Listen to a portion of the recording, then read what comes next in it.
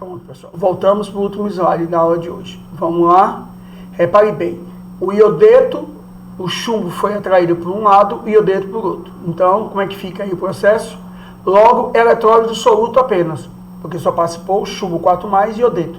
E o solvente apenas serve para dissociar o sal. Muita pena aí que eu botei, nem devia ter tirado, botei apenas demais. Então, a eletrólise é do soluto, apenas do soluto, e o solvente só serve para dissociar o sal, não precisa nem ter esse apenas. O iodeto de chumbo é um sal de base fraca e ácido forte, logo o pH inicial é menor que 7. Correto? Mas como ele desaparece, no final o pH vai subir e vai ficar igual a 7. Ok? Deixa eu ver se eu botei isso. Não botei, aí. Deixa eu voltar aqui para tirar essa conclusão. Aí. Se ele desaparece, fica só a água. Então o pH começou menor que 7, ele vai subir e vai ficar no máximo igual a 7. Se todo o iodeto de chumbo for consumido na forma de chumbo metálico e iodo, eu vou ficar só com a água. Então o pH era abaixo de 7, ficou igual a 7.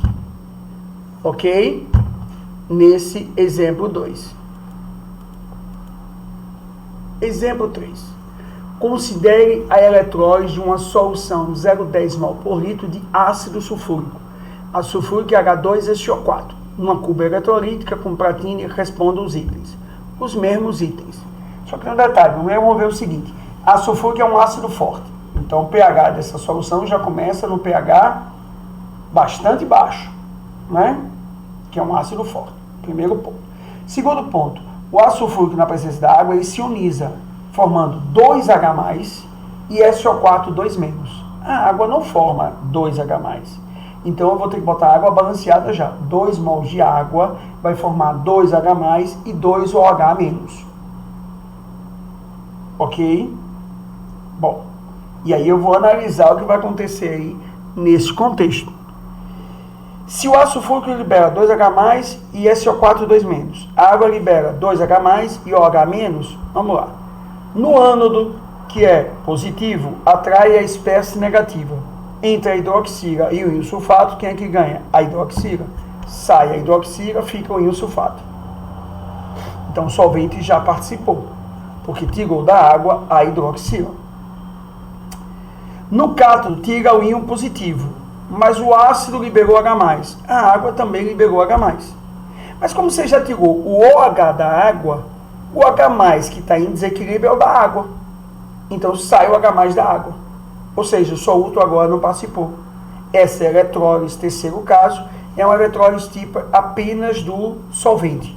O soluto não participa do processo. Por que o soluto não participa?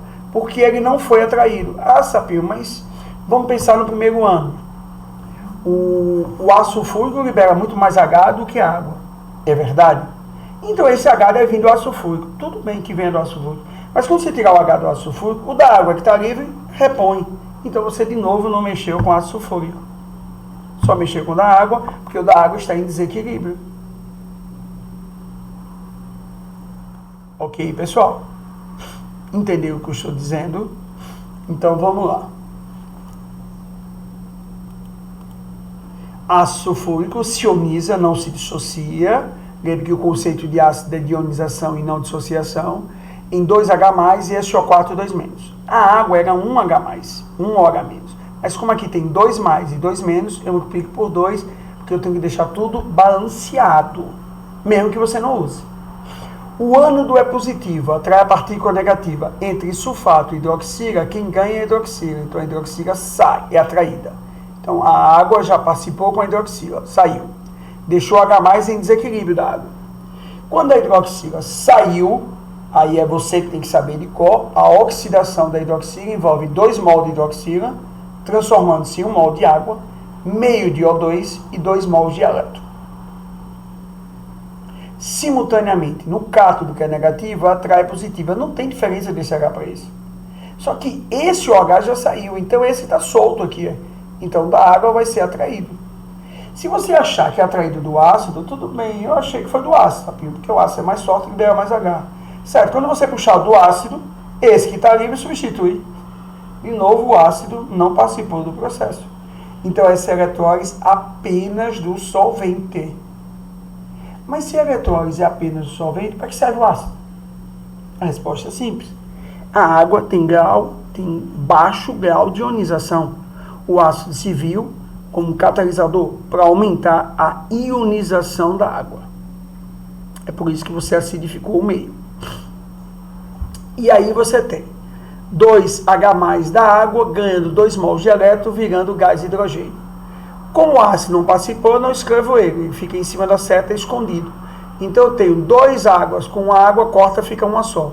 1 mol de água forma 1 mol de H2 e meio mol de O2. Essa é a decomposição da água. Se você acidificar o meio, você vai ter a decomposição da água. E observe uma coisa interessante aqui. Primeiro vamos ver pelo pH. Se a água está desaparecendo, sofrendo decomposição, o meio vai ficar só com ácido sulfúrico. Então o pH já começou baixo, vai baixar mais ainda.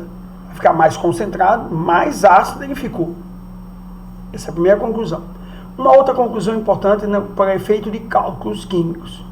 Aqui é gás hidrogênio, aqui é gás oxigênio. Beleza. Aqui é 1 mol, aqui é meio.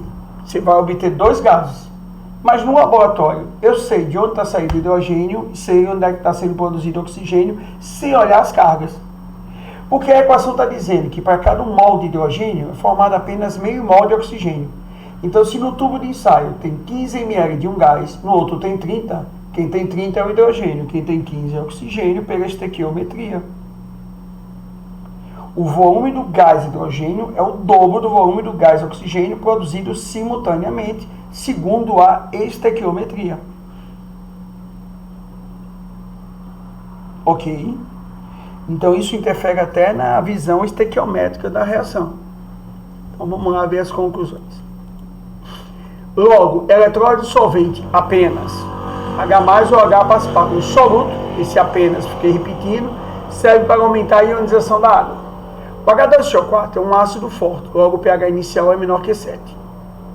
Há um desaparecimento do solvente, desaparecimento entre aspas, esqueci de botar as aspas, porque isso é supondo o rendimento de 100%, né? Toda a água vai ser decomposta em H2 e O2, né?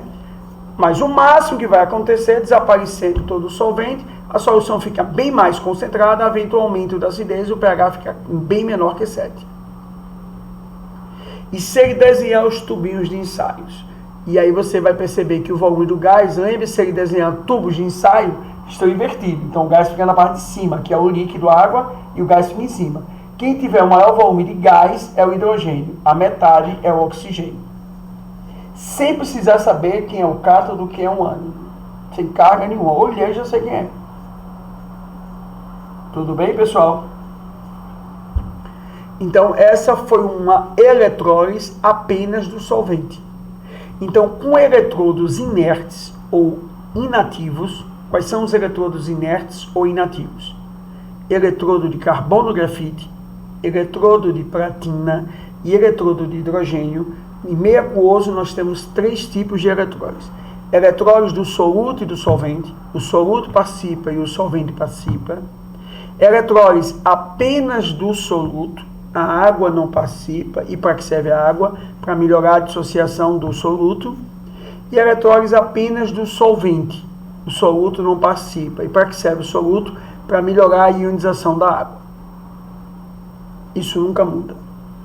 Só tem esses 3 tipos de eletrólise com eletrodos inertes.